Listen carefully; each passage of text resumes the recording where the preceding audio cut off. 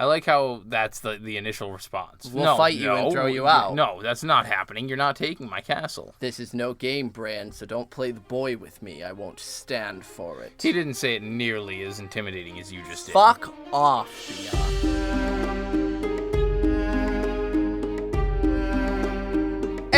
Hey everybody, and welcome to another episode of Brotherhood Without Manners, your favorite full spoiler reread podcast of George R.R. Martin's A Song of Ice and Fire series, reading A Clash of Kings. As always, I'm your host, Zach, and sitting here next to me is my brother, Nate. That's me. That's I'm Nate. you. And if you've joined us before, thank you, one, for coming back. If you've never joined us, we're a full spoiler reread podcast. We ruin everything. Everything. We talk about the series in its entirety. This is the one warning at the beginning of the show. After here, everything's fair game. So go. Yeah. Now done. Okay. Ruin everything. I'm not gonna ruin. Yeah, me neither. I don't have anything right now to ruin.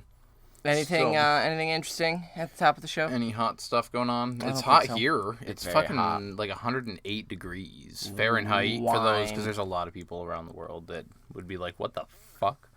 But we're stupid Americans. Wine. Yeah, we're dumb Americans. Yeah, it's what happens. Anyway, if you joined us before in the previous episode, it was Catelyn 6. Yes, it was. And so Catelyn was kind of moping around, rightfully so. You know, half her husband's dead and her daughters are hostage. Ghost Stannis murder Renly.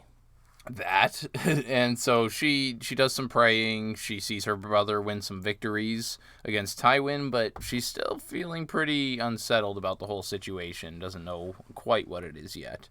But that's pretty much it for that chapter. That's kind of the gist of it. And so this chapter, we are back with Bran. It's been a while. Brandon Stark. Bran 6. So last we left Bran, He was tripping out over some green dreams that Jojen, the little grandfather, had told him. One such was about a dinner where the Freys were served gross dead meat and Bran was served succulent, delicious meat, but they liked theirs better, and that came to pass in the letter that Ned died, but the Ned. battle had happened at Oxcross. Yeah, and their uncle died. Rob had won Stafford Frey or something like that. Yeah, he died, and so essentially their rank rose a little bit, and yeah, that's pretty much the gist of that. And then Jojen had told him when Bran finally started talking about his own dreams that he dreamed the sea coming to Winterfell and killing Mikken and Alebelly and some others. He dreamed this chapter.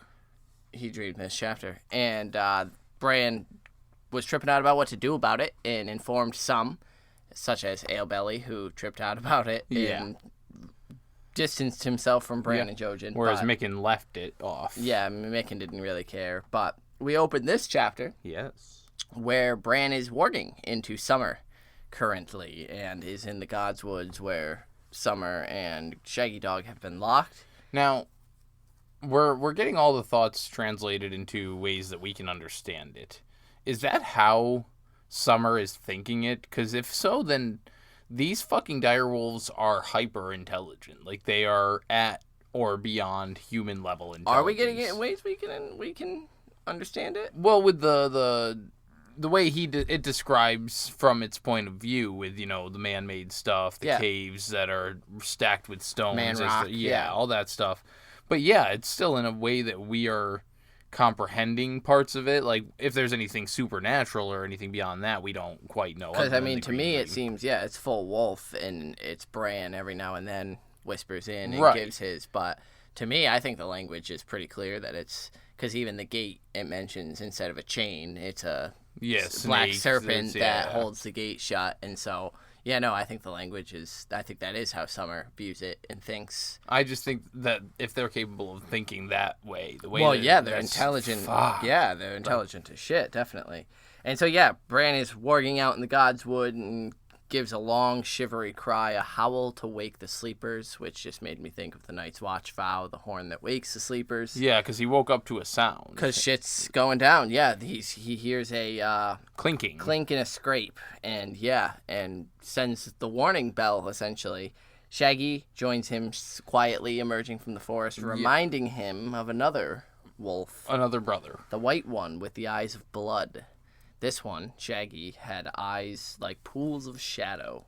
So, that's an interesting... I just like how how, it's the other brother, but it's also showing how silent Ghost is notorious for being, even among other wolves, dire wolves. Yeah. Like, he's this. It reminds me of how quiet this one used to be when it was around, and we've seen that he can do that and kind of just pop up whenever he wants. But yeah, I also like the, Martin always loves to describe eyes, but Yeah. just how you've got to also remember that it's.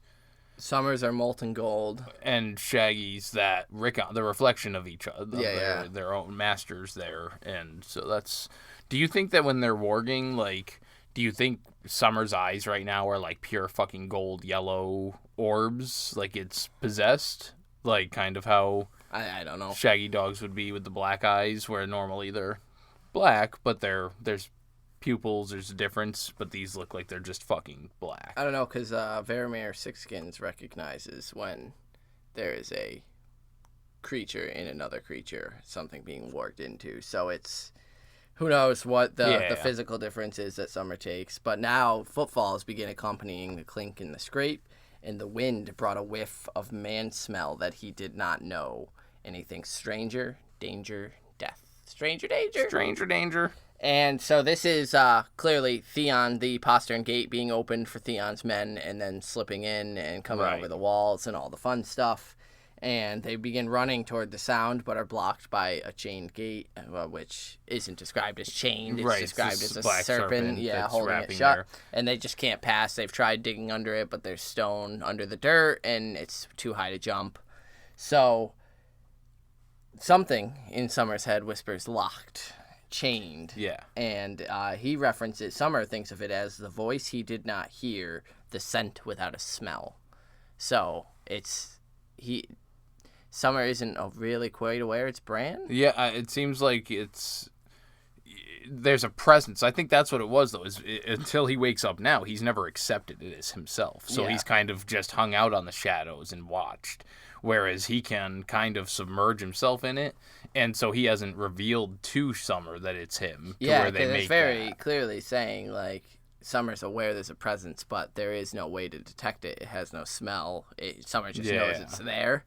And so, that was, I thought, an interesting little bit. But Summer thinks there is no way out, and the voice whispers there is. And Summer just suddenly seems to see the great shadow of a tree rise before him. Sentinel tree. Though it isn't there. And the voice says the other side of the Godswood, the Sentinel, hurry.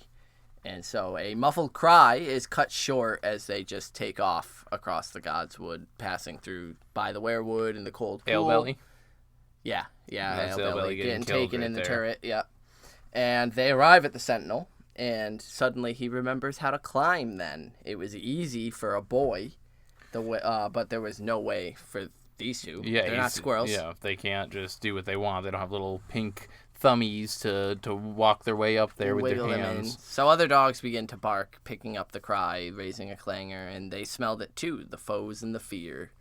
And a desperate fury fills him, and he runs and then gets a running charge. Yeah, this is cool. I like this. Yeah. He just gets like this adrenaline rush, like, all right, I need to get the fuck out of here and do something. And is so close. So he turns and just charges the tree, leaps up it, scrabbling at it, trying to get up.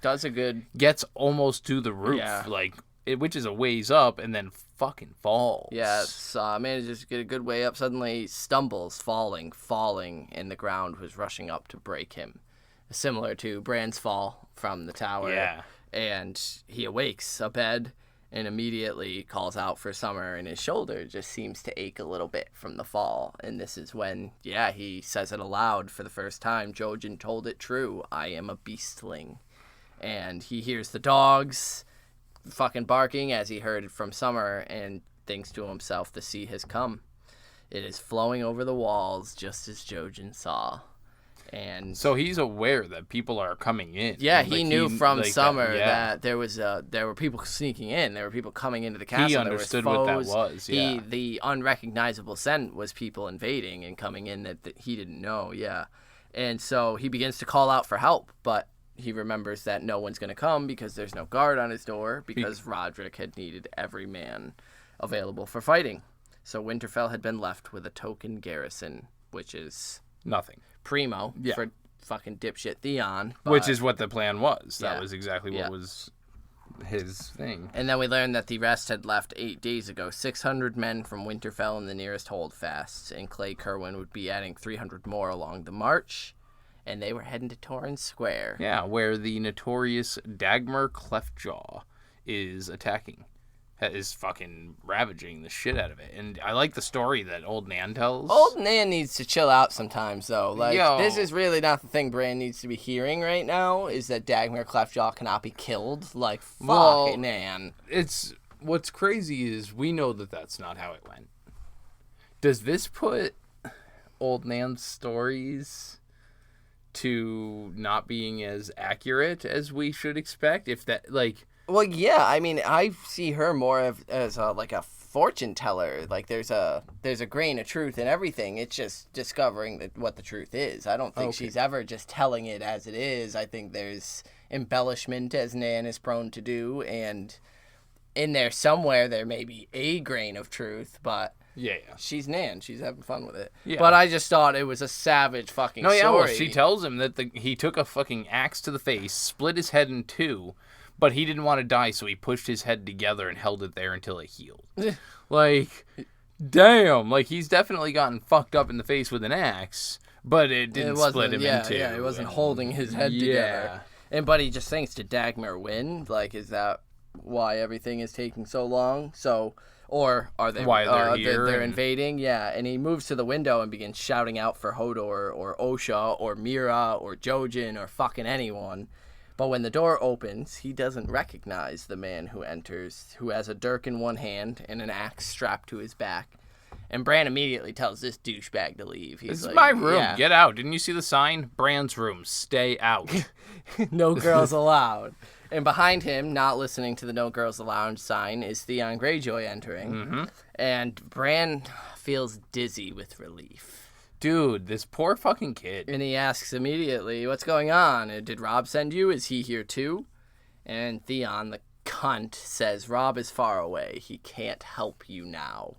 And Bran is confused, obviously. Rightfully so. And says, don't scare me, Theon. And Theon says, Prince Theon now. We're both princes, Bran. Wouldn't you have never dreamed it? But I've taken your castle, my prince. No. Yeah, Bran ain't No. buying it. So Theon tells Douche Warlag to leave, and he does, and then tells Bran that he sent 4 men over the walls with grappling hooks. They opened a postern gate for the rest of us, and even now, my men are fighting yours, and I promise you, Winterfell is mine.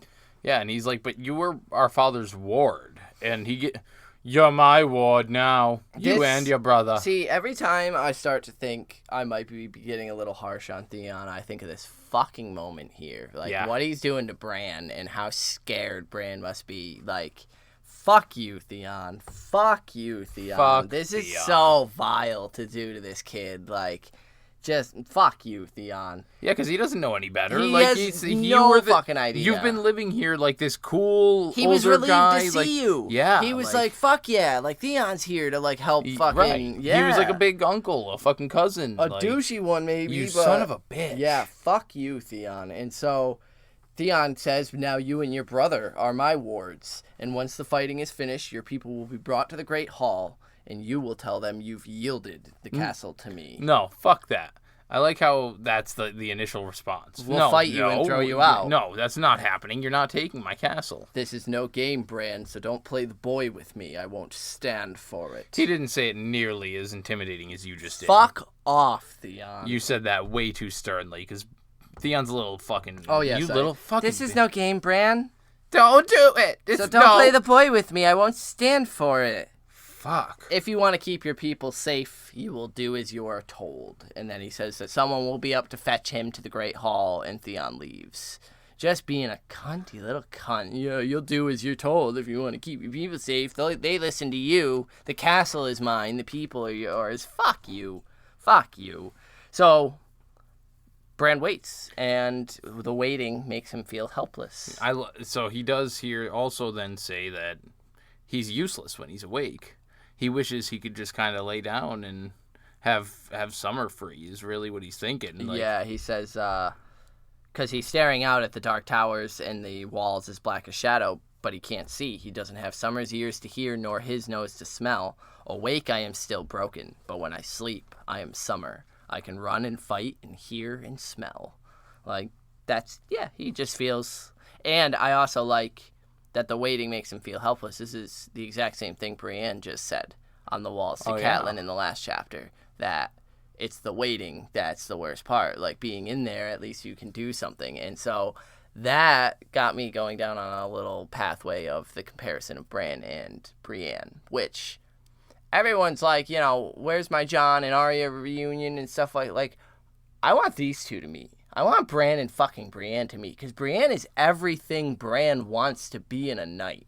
Yeah. But she's so lacking self-confidence because of her womanliness. Well, but and she's big enough to actually be the person to protect him. She epitomizes everything he holds dear about being a knight, being strong and chivalrous and defending the weak and all that fun stuff. Bran's a badass, and the thought of her being his guardian would be fucking cool. So I would love these two to meet in Winds or Dream, whichever. But I just really like that he feels helpless as well. This 8-year-old kid feels the same as Brienne does, sitting on the walls of Riverrun. But he expects Hodor to be coming next through the door, but it is actually Maester Luwin, who enters bleeding from a cut above his left eye. Motherfuckers. Your time is nigh there, Luwin. And so he asks Bran if he's been told what's happened, and Bran says Theon has told me I need to yield Winterfell to him. And then Luwin kind of just lays the night's events out. Yeah, he tells them they swam the moat. When they came in and went into the tower, they killed Alebelly. They came in and kicked the shit out of Hayhead. And when they went for me, I managed to send off 2 ravens. One was shot down, but the one to White Harbor made its way. Sir Roderick took too many men, I fear, but I'm just as much to blame. I never saw this danger coming. Jojen did. Yeah, Bran just immediately is like, yeah, Jojen did, motherfucker. And technically, Bran went to all of them about it. Yeah, you are all told. And I bet Luwin's kicking himself about that. Yeah. And, I don't think has either thought of it right at this point or he's denying it. Well, yeah, I mean, who at this point is thinking, oh, yeah, Bran just said the sea will come to Winterfell. At this point, it's fucking Alebelly's dead and fucking all that shit. But together, Bran says, we should probably get me dressed. And Luwin's like, yeah, you are still Robb's prince. We should dress you as befits a lord. So they do. And as they do, Luwin just tells him that there's no shame in yielding to protect the small folk of the castle. Cruel places breed cruel men. Remember that in your dealings with these Iron Men. Your father did what he could to gentle Theon, but I fear it was too little, too late. And Luwin nailed it on the head. Yeah. There was no helping Theon. Well, that's it, because Honorable Ned Stark really did treat him very wonderfully up there. I just want to be Obi-Wan fucking screaming at him, well, then you are lost, doing this, because fuck you. Yeah, fuck you, Theon. Fuck you. Yeah, it's going to get really brutal here towards the end of this book. Obviously, we're getting close to the end, and so the closer we get, the more fucked Theon becomes. Good. And fuck you, Theon. And so, after they dress Bran, a thick, squat Iron Man enters to carry Bran down. But before, they do skirt on into our small council and let you guys know the details with us. Beep, beep.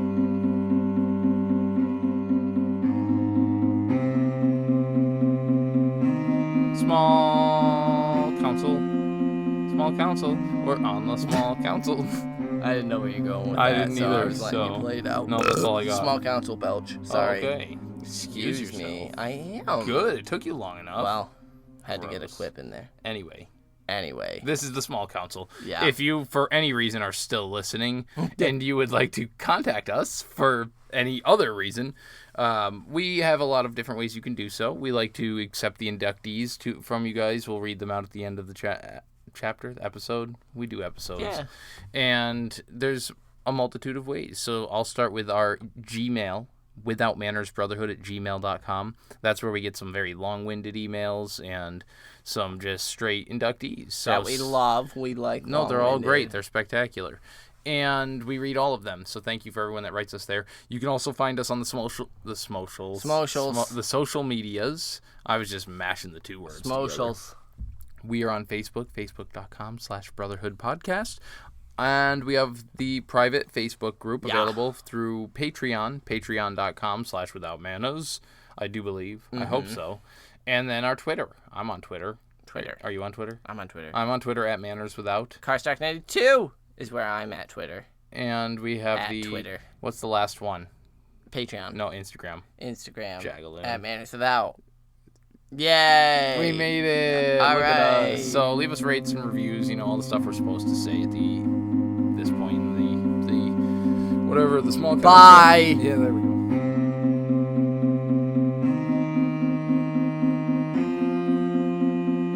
It's getting hot in here. So hot. That was the most timid, awkward, uncomfortable version of that song I've ever heard. You were so uncertain. I don't know. Good. Why are you yelling though? Because I didn't want to witness that. Okay, I'll just cut that out. As they begin their descent down the stairs, they run into Mira and Jojen being herded from their room as well. And Jojen's eyes are just full of sorrow as he looks at Bran, saying pretty much, I fucking told you so. I was trying to tell you. Did not tell you because I told you. The fucking Freys are roused as well, and Little Walder tells Bran, your brother's lost his kingdom. You're no prince now, just a hostage. And Jojen's like, as are you, fuckface. If nobody asked you, frog eater. Ooh. Shut the fuck up. Shut the fuck up. And Lewin stops by and grabs little Rickon. And Rickon just wants Mom and Shaggy. Yeah. And Lewin's like, well, Mom's far away, but I'm here, and so is Bran. And they get him dressed and ready. Yeah. And then they cross the yard, and as they do, they hear the dire wolves howling, and Bran is concerned for Summer's well-being from the fall. But they enter the Great Hall, and Theon is sitting in the high seat of the Starks with his hands resting on the carved wolf heads at the end of the arms. Why is Theon sitting in Rob's chair? I immediately thought of Harry Potter. How dare you stand where he stood? How dare you? How dare you sit where Ned sat? Or Rob. Or Rob at this point. But yeah, Rickon immediately. Theon's sitting in Rob's chair, and Bran's like, hush, Rickon. Not now. He could feel the menace around them, but Rickon was too little to, and most of the hall is dark. There's nowhere to sit as all the benches are pushed up, so the small folk of Winterfell just kind of mill about in small groups. And Theon asks who the Reeds and the Freys are. Who do we have here? Who they? And so Lewin tells who they are. They're, these are the Reeds from Greywater Watch. Fealty. And these are the Freys, Catelyn Stark's wards, both named Walder. Theon fucking does a little jig, and he's like, bad timing for you, good for me. And thinks he's hot shit. And he says, well, here you are, here you'll stay. And then he gets out of the seat and has Bran set there, and the douchebag who's holding him just kind of plops Bran down like a sack of oats. And others are still entering at this point. Gage and Osha enter, flowered-covered from the kitchens. Mikken was dragged in cursing. Farlan entered, supporting Paula, whose dress was ripped in half, and she's holding it up. And Septon Chael ran to help, but was immediately knocked down by another douchebag Ironman. Poor Chael. So, yeah, this just sucks. This fucking chapter sucks. I like the chapter. No, it's a great chapter. But, what's happening in it just fucking sucks to read. Fucking fuck you, Theon. Yeah, it's just, and we always know it's coming, and, it still doesn't make it any easier, and it's like, God, it makes you really, really like what Ramsay does to fucking Theon, man. Speaking of, last to enter is Reek himself, or Ramsay, his stench preceding him. And he was just announced as found in a tower cell, yada, yada, yada. And Theon asks if he always smells or if he just fucked a pig. And he's like, ain't fucked no one since the Starks took me. Heeky, or Heek? Heeky, I don't know. Heek is my true name. I was in service of the bastard of the Dreadfort. Till the Starks gave him an arrow as a wedding gift, and then they kind of just converse about who he was married to and why and whatnot. And the door shuts, and Bran sees about 20 Iron Men in the Great Hall total, thinking that they must have left some out on the walls and in the courtyard. He'd put some at about 30. Yep, very astute. Absolutely. Yes. Bran is well aware that it's a small little contingent that came. I think he he plays his fucking role very well during Yeah. all this. He, like, with hushing Rickon and keeping an eye on what's going on, who's coming in, what they're saying and seeing, and he'll even do it with Mikken.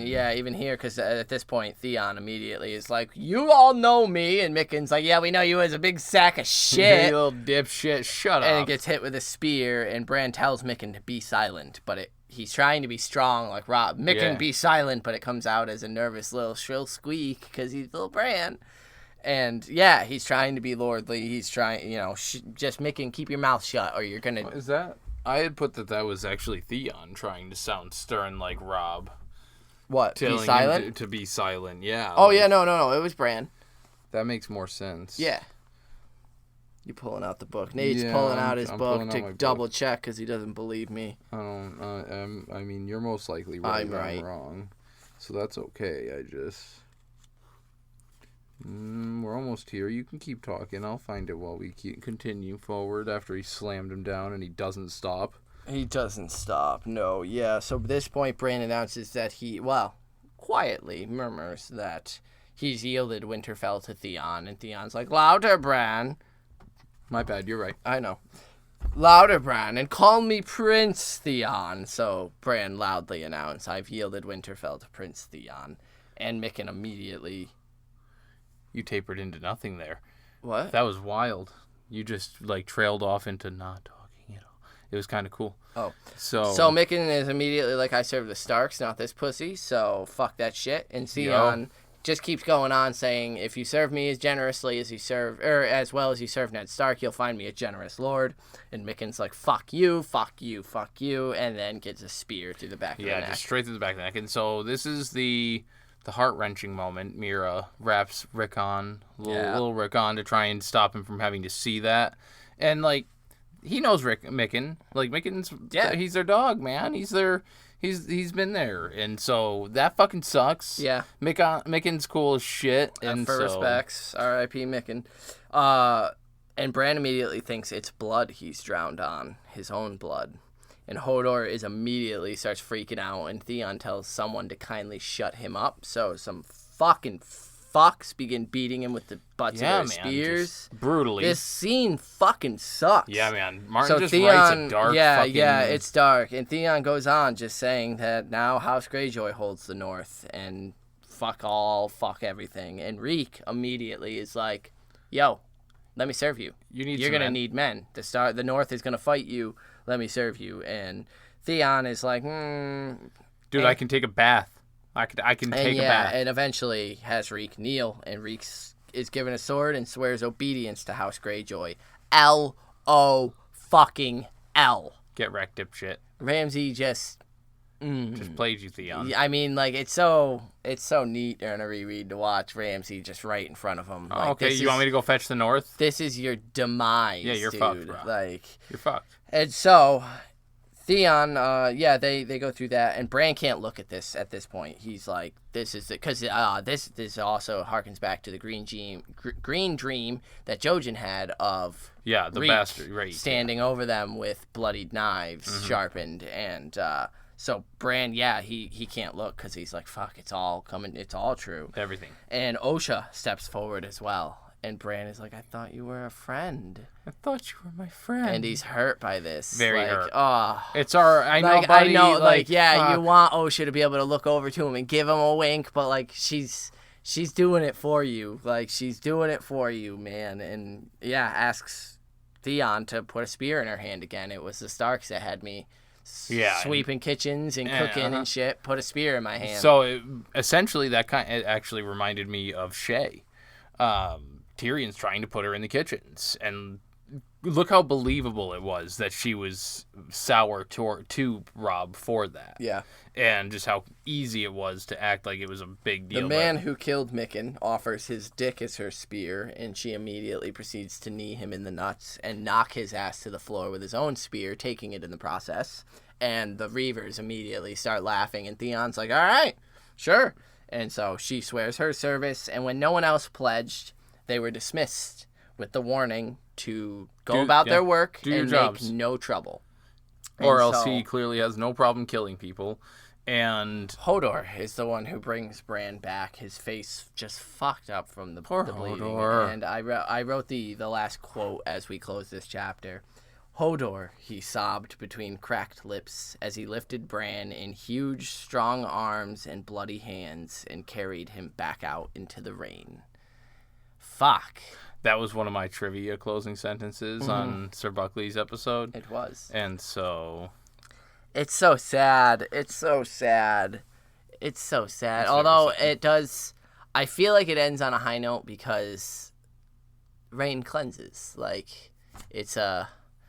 Just wash this night off of you, and like we're Start like over. It's gonna regress or reprocess. I think regroup. it's just kind of adding the water to the fact that they It's drowned Winterfell. Winterfell. It's the sea coming. It's the sadness. I'm choosing to look at it optimistically. Don't Yeah, shit no, on me. I don't think there's No, any it's optimism it's in sad. this. It's tears. It's crying. It's loss. It's mourning. It's the sea come to Winterfell. Mickin, man. Got an inductee? Alebelly, man. Just 'cause Alebelly.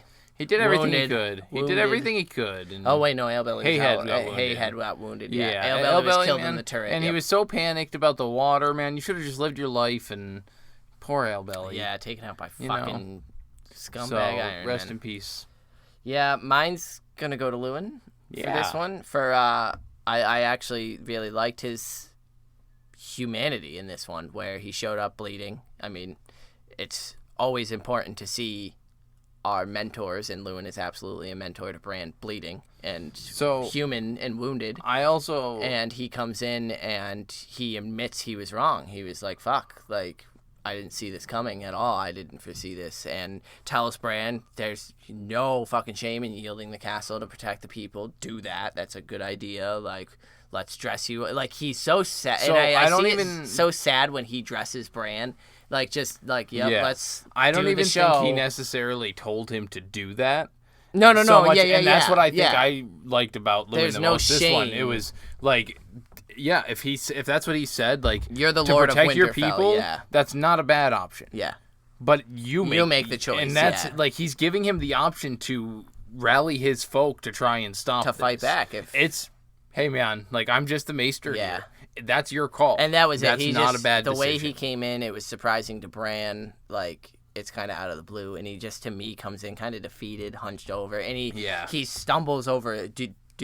Were you informed on what happened? Do you know what's happened? And Bran says, a little bit, and he goes through it. Like, yeah, I really just liked keeping him it. up front like you're the Lord. Yeah. Alebelly's dead. Yeah. Hayhead's fucking then just keeps him. Yeah. So, Lewin for this one. Word. That's a good one. Yeah, we did get an inductee from our favorite French fry, Julian, which Nate is currently pulling up. Yeah, because I didn't have it ready. Sorry. And Mr. Wonderful Julian from France says, "Oh, hey, guys. Mostly a sad chapter to read here. Micken, you rest in peace and would deserve a seat at the Brotherhood if you hadn't had one already. They can always be brought back in again. It's all right. But that's okay. His inductee is going to be Osha. Fuck yeah. I love a powerful girl who can kick a misogynistic idiot's ass. What a way to turn his spear against him. I sure hope she's making that move in order to help the Stark kids, though." We were going to try and play a fast one on you there, Yeah, we Julian, debated but I just couldn't, like, she's so badass. No, it's I such couldn't, a good moment. I couldn't do and her it's wrong. sad and, to yeah. think Bran thinks she's betraying him, but Yeah. she's a sweetheart. So he I love says, her. "Good night, guys. Catch you later. Valar Osha Eris." Good one. Thank Love it. you, as always, Yeah. Julian. Very Osha, good one. I mean, Osha kills. Yeah, and I love it. She sees Reek do it, and she's like, "That's my opportunity. Yeah. that's my moment. That's what I especially can do." because she recognized him. Theon is looking to take men on. He realizes he's fucked. Like, he's desperate. He'll take me if I can prove myself, so I'll fucking fuck this guy up. And then, she sees that moment and jumps and goes for I it. really like her Stark loyalty. Yeah. I don't even think it has to do with Rob or No, I think it was how it's they would. Bran. I think it was how she was treated. They didn't immediately just kill her. That, but I and really then she feel was given freedom, and she developed a bond with Bran, where Yeah. she came to realize that he's just a fucking kid left at home while his family's at war. Right. And he's having scary fucking dreams that may or may not be related to powers she's somewhat aware of. Right. And it's this. She's the perfect mentor. Following yeah. the circle, the perfect mentor to come into his life at this moment too. She's a motherly role figure, And that's why he calls out for her. He calls out for exactly. Hodor, and then Mira, Jojen, Osha's first. So Hodor, You notice Osha. he calls out all the people. Well, I guess that's about all the people he sees anyway on a regular basis. Yeah, these are going to be the people that he leaves with. Exactly. Yeah, that's what I was going to say. His crew here. But just happens to be the ones he shouts out the window after. It was such a good chapter. It's just such a sad, fucked up chapter. Yeah, it's really one of, since even, I don't want to say that, like, Yoren's death was nothing big or anything like that, but, like, since Ned's death, this is kind of one of the big fucking... So do you think, in placement of chapter order, do you think this is what Kat was nervous about subconsciously? Is Theon being out there, being a fuck, and she just wasn't thinking on Theon at the moment? I think it was a collection of all those things that, like you mentioned in that episode when I brought that kind of up. Stannis, or Renly being killed, getting the news of Courtney Penrose, Robb being so far away, with Edmure kind of going against what the plan was, pulling the people from the twins, forgetting Theon, not having heard from Theon, all that, so who knows. And then probably just that fucking supernatural motherly instinct of her other two youngest are in danger. In Brienne's chapter, there was no mention either in the timeline.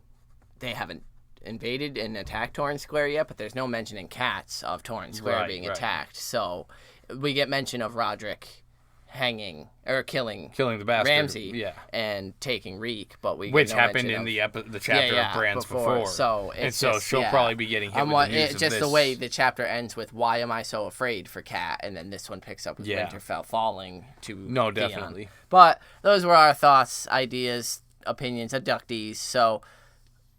Get us your inductees, because we'll be reading that one just sucked, Yeah, it was a shitty situation, but it's behind us. We can only move on to worse stuff from here. Hodor, and I don't like it when people hit Hodor, man. Poor Hodor, man. Anyway, next chapter we're gonna be reading Arya 9. 9. Arya 9. Fuck me, you even told me 9. Oh no, you told me for. I told you 9. Yeah. Yeah, but that was for when I marked it on my next. Not here. I did that at. Gotcha. Yeah, Arya 9. And Arya is going to be at Harrenhal with a name left to her from Jack and Hagar, and I believe Roose Bolton will be arriving as well. And it's a bit of a doozy of a chapter. It's a lengthy one, so we'll see if we can try to condense it down to not extend to our time normal to craziness. Regular length, about an hour. But send us inductees for that, and after that is the next Daenerys chapter. And so we are nearing very quickly the end of this book, and we are fucking hype. Yeah. And so... join us for the next one, Arya 9. Send us inductees. Valor to Harris. Peace.